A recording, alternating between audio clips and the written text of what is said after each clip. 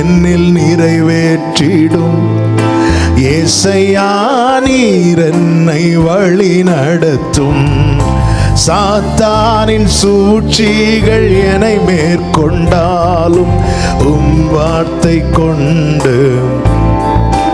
ஆமென்.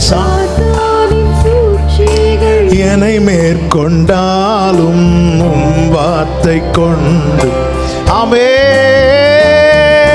தொல்லையோ கஷ்டமோ எதுவும் என்னை பிரிக்காது, என் தேவனை நம்புவே. தொல்லையோ கஷ்டமோ எதுவும் என்னை பிரிக்காது, என் தேவனை நம்புவே. இயேசுவே, இயேசுவே, எந்தன் வாஞ்சையை நிறைவேற்றும். உம் சித்தம் மாத்திரம் என்னில் நிறைவேற்றிடும். ஏசையா, நீர் என்னை வழி நடத்தும். உம் சித்தம் மாத்திரம் என்னில் நிறைவேற்றிடும். ஹல்லேலூயா, ஹல்லேலூயா. கர்த்தர் நல்லவர், ஆண்டவருக்கு மகிமை. ஆமென். அப்போ நாம ஜெபிக்கணும். ஜெபத்துல தரித்திருக்கிறவனுக்கு தான் என்ன செய்கிறார்? நம்முடைய தேவ திட்டத்துக்கும் தேவ சித்தத்துக்கும் விரோதமாய் கொண்டிருக்கிற எல்லா எண்ணங்களை அடிக்கிறார். எனவே ஜெபிக்காம இருந்துட்டீங்கன்னா நீங்க தேவ திட்டத்துக்கு விரோதமான ஆசைகளையும் விருப்பங்களையும் சுமந்து கொண்டுதான் செல்வீர்கள். அது நமக்கு கண்ணியாக தான் இருக்கும், அது நமக்கு முள்ளாய் தான் குத்தி கொண்டு இருக்கும்.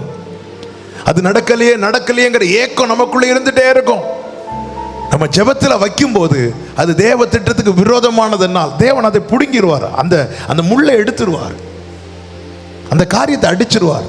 அதன் பிறகு அதை குறித்த எண்ணம் கூட நமக்கு இருக்காது. இல்லைன்னா அதை குறித்த ஏக்கம் கடைசி வரை தொடரும், கடைசி வரை தொடரும். கர்த்தருக்குள் மகிழ்ச்சியா இருக்க முடியாது, தேவ சமூகத்தில் சந்தோஷமா இருக்க முடியாது. இன்னைக்கு அநேக தேவ பிள்ளைகளுக்கு, ரட்சிக்கப்பட்ட அபிஷேகம் பண்ணப்பட்ட தேவ பிள்ளைகளுக்கு ஏன் தேவ சமூகத்தில் இன்னும் சந்தோஷமா இருக்க முடியவில்லை தெரியுமா?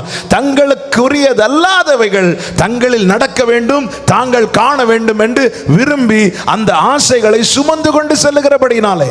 ஆசைகள் எல்லாருக்குள்ளும் இருக்குங்க. அதான் ஆரம்பத்தில் சொல்றேன், நம்ம நிறைய காரியத்தை கேட்போம். கேட்கறதெல்லாம் நமக்கு தேவையா, தேவன் அனுமதிக்கிறதான்னு கேட்டா தெரியாது. ஆனா நாம் கேட்கும் போது ஆவியானவர் ஹெல்ப் பண்றார். ஆமென். நம்ம கேட்டது போலெல்லாம் தேவன் தந்தார் என்றால் இன்னைக்கு நாம இல்லை. நம்ம என்னெல்லாமோ கேட்கிறோம்ல, கேட்டது போலெல்லாம் ஆண்டவர் தந்தார்னா இன்னைக்கு நாம இல்லை. ஒரு பிள்ளைக்கு என்ன கொடுக்க வேண்டும் என்று பெற்றோருக்கு தெரியும். உங்கள் எவனாகிலும் தன் மகன் அப்பத்தை கேட்டால் கல்லை கொடுப்பானா? மீனை கேட்டால் பாம்பை கொடுப்பானா? முட்டையை கேட்டால் தேளை கொடுப்பானா? மீனை கேட்டால் மீன் தான் கொடுப்பார், பாம்பு கொடுக்க மாட்டார். சரி, பையன் வந்து பாம்பை கேட்டா, பையன் தானே, ஒரு 2 பாம்பு பிடிச்சி வந்து, எங்க பையன் ஆசைப்பட்டு பாம்பை கேட்குறான், போய் 2 நல்ல பாம்பா பார்த்து, நல்ல பாம்பா பார்த்து பிடிச்சு கொண்டு வாங்கன்னு சொல்லுவோமா? இல்லை.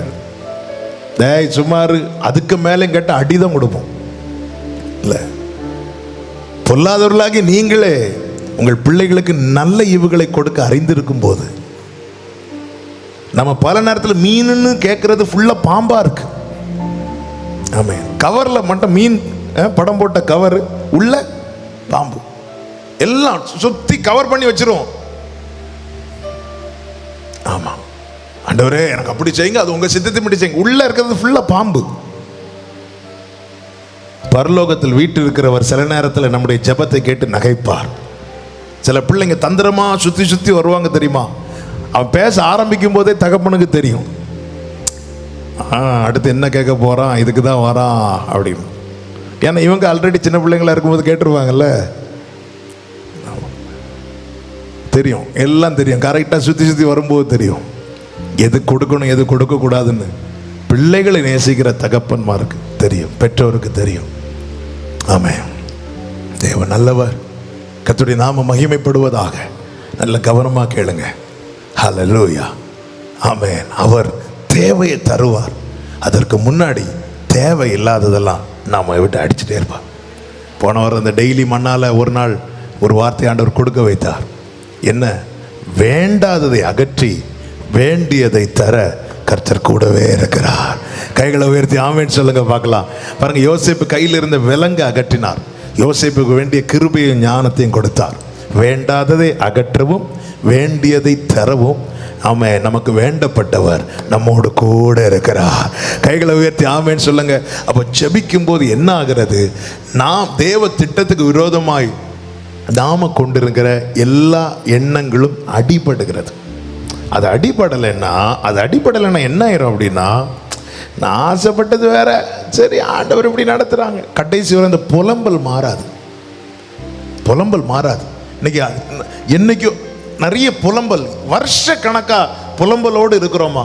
ரீசன் என்னன்னா இதுதான், தேவன் நடத்துகிறார். ஏன்னா ஆண்டவர் நம்ம தேவன் நமக்கு கொடுத்த கிரயம் ஜாஸ்தி. ஏன் நான் 10 வருஷத்துக்கு முன்னாடி ஆசைப்பட்ட காரியத்தை குறித்து நான் 10 வருடம் கழித்தும் புலம்பிக் கொண்டிருக்கிறேன்னா ரீசன் என்ன? நான் சரியாய் ஜெபத்தில் உட்கார்ந்து அந்த எண்ணம் அடிபட நான் என்னை விட்டு கொடுக்கவில்லை. பவுல் 3 நாட்கள் புசியாமல் குடியாமல் உபவாசத்தில் இருக்கிறான். ஒரு புது மனுஷனை, ஒரு சவுலாய் ஜெபத்தில் உட்கார்ந்தவன் பவுலாய் எழும்புகிறான். அவனுடைய ஆசையோடு விருப்பத்தோடு அமர்ந்தவன் அவருடைய ஆசையோடு விருப்பத்தோடு எழும்புகிறான். அவன் தான் பவுல். ஆமென், ஹல்லேலூயா. ஜெபத்தின் ஆரம்பத்தில் நான் சவுலாய் அமரலாம், ஆனா ஜெபத்தின் முடிவில் பவுலாய் தான் எழும்பணும். என் ஆசை விருப்பங்களோடு நான் அமரலாம், ஆனா என் ஆசை விருப்பத்தோடு நான் எழும்பக்கூடாது. அவர் ஆசை விருப்பத்தோடு நான் எழும்பணும். ஆமென். இது எப்படியாவது நல்ல கவனமா கேளுங்க. பைபிள் என்ன சொல்லுது? என் ஜனங்கள் ஒருபோதும் வெட்கப்பட்டு போவது இல்லை. ஆண்டவர் என் ஜனங்கள் என்று சொல்றார். என் ஜனங்கள் ஒருபோது. அப்போ தேவன் நம்ம நிறைய காரியத்தை ஆண்டவர்கிட்ட கேட்க ரீசன் என்னன்னா, நான் வெட்கப்பட்டுற கூடாது. ஆண்டவர் இதை எப்படியாவது வாய்க்க பண்ணிருங்க, நான் வெட்கப்பட்டு விடக்கூடாது. ஹே, அவரை நம்பி இருக்கிற நீங்க வெட்கப்பட்டா அந்த இடத்துல அந்த வெட்கம் யாருக்கும் உண்டு? நீதி, அதான் ஆண்டவர் கரெக்டா போட்டுருவார், நீதி நிமித்தம் துன்பப்படுகிறவர். இது சிலர் அநியாயம்லாம் செஞ்சுட்டு எல்லாத்தையும் வாங்கி வச்சுட்டு, ஆண்டவரே உம்முடைய நிமித்தம் நாங்கள் எந்நேரமும் கொல்லப்படுகிறோம். ஆண்டவர் பாப்பார், ஒரேடியா போட்டுடலாமா? எல்லா வேண்டாத வேலையும் பண்ணி வச்சுட்டு இங்க வந்து வீட்டில் அவ்வளவு சண்டை போடுவாங்க. சண்டை போட்டு பிரச்சனை 6 நாள் சண்டை போட்டுட்டு 7வது நாள் ஆராதனைக்கு போகும்போது புருஷன் சொல்லுவான், நீ அப்படி ஒன்று ஆராதனைக்கு போண்டா அப்படின்னு. உடனே இங்கே வந்து ஒரே புலம்பல், என்ன ஆராதிக்கவே விட மாட்டேங்கிறாங்க. 6 நாள் நீங்கள் அவரை வாழவே விடலை. அவர் ஒரே ஒரு நாள் அந்த ஒரு கோபத்தில் உங்களை ஆராதிக்க விடலை. உடனே கம்ப்ளைண்ட் என்ன ஆராதிக்கவே விட மாட்டேங்கிறாங்க. நடந்தது என்னன்னு கேட்டால் அவ்வளோதான். ஐயோ, நீங்கள் வந்தால் எங்களுக்கும் ஆராதிக்க முடியாது. பாருங்க எவ்வளோ நீதி நிமித்தம் துன்பப்படுகிறவர்கள் பாக்கியவான்கள். உங்கள் சைடில் தப்பு இல்லை, ஆனால் அவர் நம்பி வாழ்கிற நிமித்தம் உங்கள் வாழ்க்கையில் ஏதாவது ஒரு பிரச்சனையோ கஷ்டமோ வந்துச்சுன்னா அதனுடைய உத்தரவாதத்தை அவர் எடுத்துக்கொள்வாருங்க. விட்டு கொடுக்க மாட்டார். தானியேல் ஜெபிக்கிறது நிமித்தம் அவனுக்கு வாழ்க்கையில் பிரச்சனை. நமக்கு பிரச்சனை எல்லாம் ஜெபிக்காததுனால, தானியேலுக்கு பிரச்சனை எல்லாம் ஜெபித்ததுனால கர்த்தர் விட்டு கொடுத்தாராங்க. இல்லைங்க. ஆமென். இப்போ அடுத்த நாள் வந்து தரியு ராஜா கேட்கிறார், தானியேலே, நீ இடைவிடாமல் ஆராதிக்கிற தேவன் உன்னை தப்பு வைக்க வல்லவரா இருந்தாரா என்று. எவ்வளவு யோசித்தாலும் ஆமென், தானியேலுடைய விசுவாசம் ஒரு பக்கம் இருக்கட்டும், ராஜாவுடைய விசுவாசத்தை பார்த்தீங்களா? அடுத்த நாள் வந்து என்ன செஞ்சிருக்கணும்? திறந்து எலும்பை எடுக்கிறதுக்கு இருக்கானா இல்லையான்னு முதல்ல பார்த்துருக்கணும். இது இங்க இருந்துட்டு, ஆமென், தானியேலே உன்னை தப்பு வித்தாரா இல்லையா? இல்லைனாலும் அது நீதான். தப்பு வித்தாரா இல்லையா? தப்பு வித்தாரா ஒன்று ஆமான்னு சொல்லியிருக்கணும். இல்லைன்னா என்ன தப்பு வித்தாரான்னு பார்க்கலாம் அப்படின்னா ஓகே. தப்பு கேட்குறான் தானியேல்கிட்ட. என்ன ஃபெய்த் பாருங்க. தானியேலுக்குள்ள இருந்த விசுவாசம் தானியேலை நேசித்தவனை பற்றி பிடித்தது. நான் சொல்ற வார்த்தை எத்தனை பேருக்கு புரியுதுன்னு தெரியல. ராஜாவுக்கு தானியேல் சிநேகிதன். ராஜாவுக்கு தானியேலை பிடிக்கும். தானியேலும் ராஜாவுக்கு உண்மையா இருந்தான். அந்த தானியேல் ஜெப வீரனுக்குள்ள இருக்கிற அந்த விசுவாசம் அவனை நேசிக்கிறவனுக்குள்ள எங்கேயோ போய் ஓட்டிட்டு.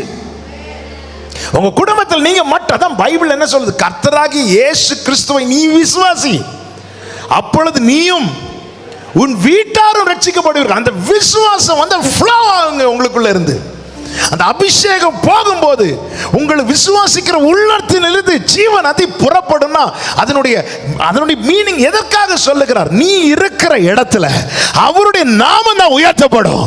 அந்த விசுவாசம் அது அரண்மனை ஆகட்டும், அது ஆபீஸ் ஆகட்டும், அது வீடு ஆகட்டும், அது எங்கே ஆகட்டும். ஹல்லேலூயா. தானியேலின் விசுவாசத்தையும் பார்க்கணும். ராஜா வந்து நீ இடைவிடாமல் ஆராதிக்கிற தேவன் உன்னை தப்பு வைக்கிறாரா வந்து கேட்கிறார் அப்படின்னா, அவன் அந்த விசுவாசம் தானியேல்கிட்ட, அதான் விசுவாசிக்கிறவங்க விசுவாசிகளோடு ஒருத்தங்க பேசும்போது ஒரு அரை மணிக்கு பேசுறாங்கன்னா அவங்களுக்குள்ள ஒரு சின்ன விசுவாசமாவது வளர்ந்துருக்கணும் இல்ல? சில விசுவாசிங்க வந்து பேசுவாங்க தெரியுமா, இருக்கிற விசுவாசமும் போயிடும். சிலர்லாம் நமக்கு சின்ன தலைவலியாக தான் இருக்கும், வந்து பார்க்க வருவாங்க, தலைவலி ஒன்றும் இல்லை. எனக்கு தெரிஞ்ச ஒருத்தங்களுக்கு இப்படி தான் இருந்துச்சு, ஒன்றும் இல்லை, ஆனால் 3வது நாள்லேயே செத்துட்டாங்க. சொல்லிட்டு ஒரு ஜெபம் பண்ணிட்டான்னு கேட்டுட்டு ஜெபத்தையும் போட்டு போயிடுவாங்க. அவங்களுக்கு ஜெபம், அவங்க பண்ண ஜெபம்லாம் நமக்கு ஞாபகம் இருக்காது. அவங்க அந்த ஒரு சின்ன ஒரு சாட்சி சொல்லுவாங்க பார்த்தீங்களா? ஆமா, பிரைஸ் லார்ட். தானியேலுக்குள்ள இருந்த விசுவாசம் தானியேலை நேசித்தவனை எங்கேயோ தட்டி இருக்கு. அதனால அடுத்த நாள் காலையில் வந்துட்டு, தானியேலே நீ இடைவிடாமல் ஆராதிக்கிற தேவன் உன்னை தப்பு வைக்க வல்லவரான்னு கேட்டபோது தானியேல் சொல்லுகிறா,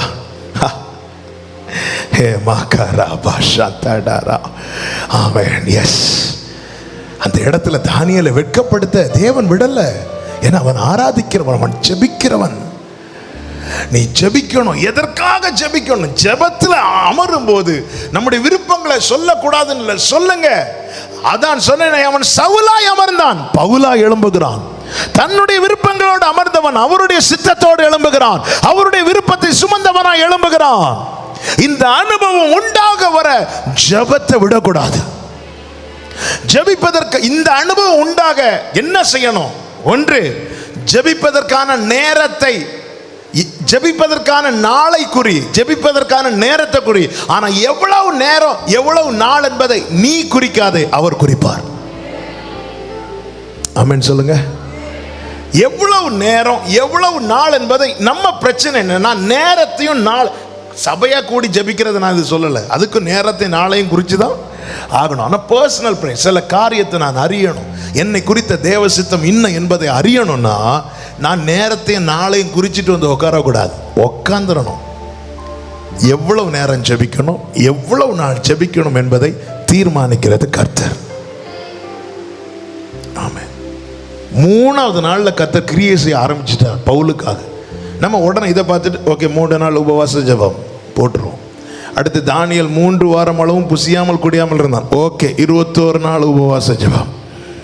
இயேசு கிறிஸ்து 40 நாள் வனாந்திரத்தில் இருந்தார். ஓகே 40 நாள். ஒவ்வொருத்தருக்கு நீங்கள் தானியேலுடைய ஜெபத்தை பார்த்தீங்கன்னா தெரியும், தானியேல் 3 வாரம் செட் பண்ணி இருக்கல, அவனுடைய ஜெப முடிவில் தளர்ந்துட்டான். அவனுக்கு ஒரு தரிசனம் காட்டப்பட்டு தளர்ந்துட்டான். உடனே இல்லை கொஞ்ச நாள் கூட அப்படி விட்டார, உடனே ஒரு தூதன் வந்து தொட்டு எழுப்பி, என்னுடைய கெப்பாசிட்டி ஆண்டவருக்கு தெரியுங்க, என்னால் எவ்வளவு ஜெபிக்க முடியும், எவ்வளோ நேரம் என்னை காக்க வைக்கலாம், எவ்வளவு நாள் வெயிட் பண்ணா என்னுடைய ஃபெய்த் என்னில் நிலைத்து இருக்கும்,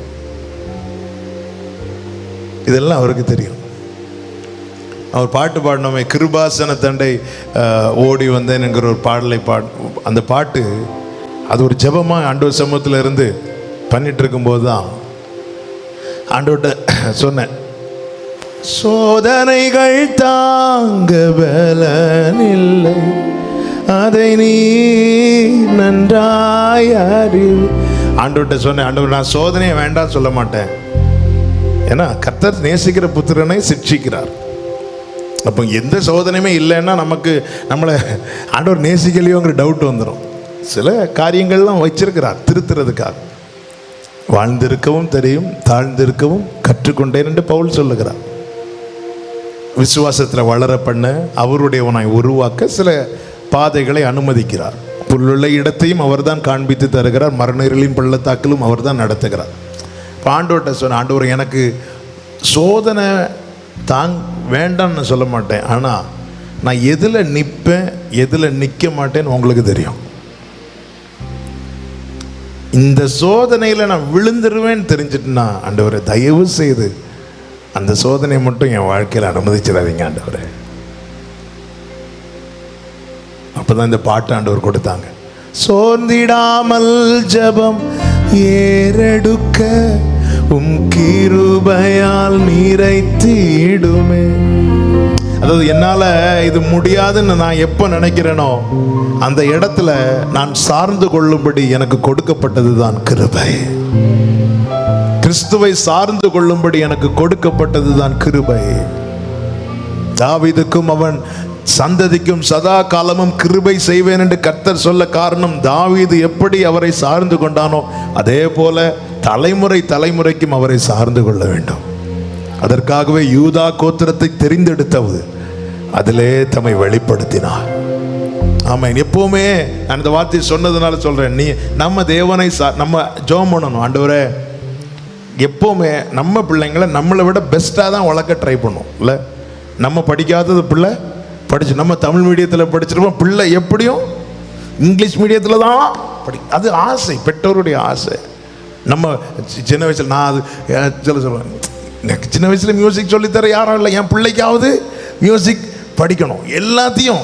ஆனால் அதே வேளையில் ஆண்டவரே, என் பிள்ளைக்கு இது படிக்கிறதுனால என் பிள்ளை அதை சார்ந்துடவே கூடாது.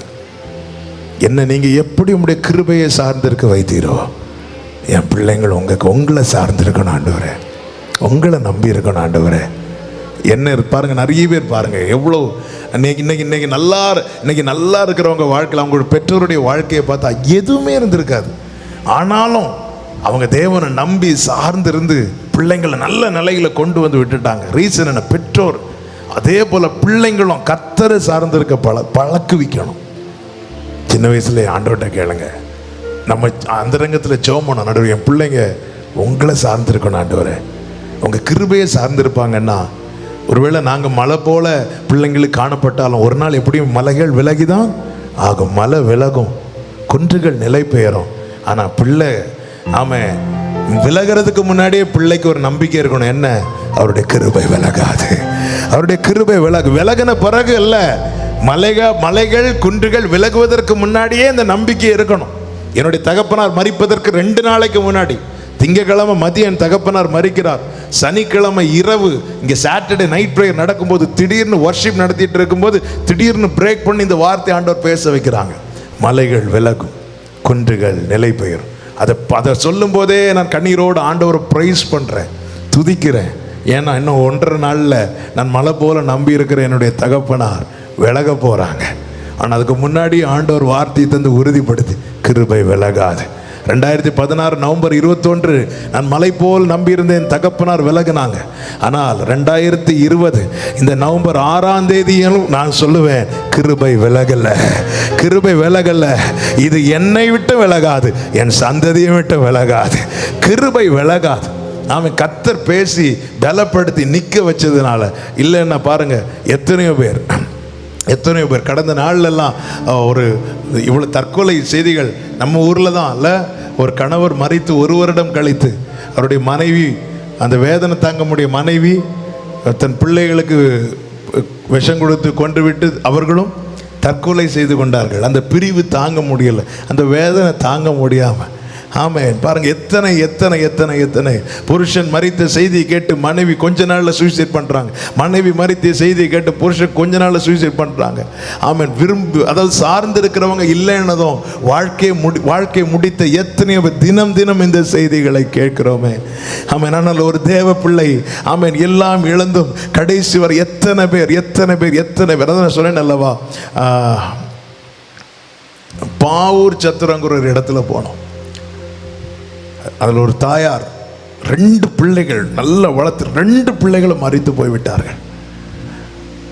எங்களை அவங்க வீட்டில் தான் தங்க வச்சுருந்தாங்க.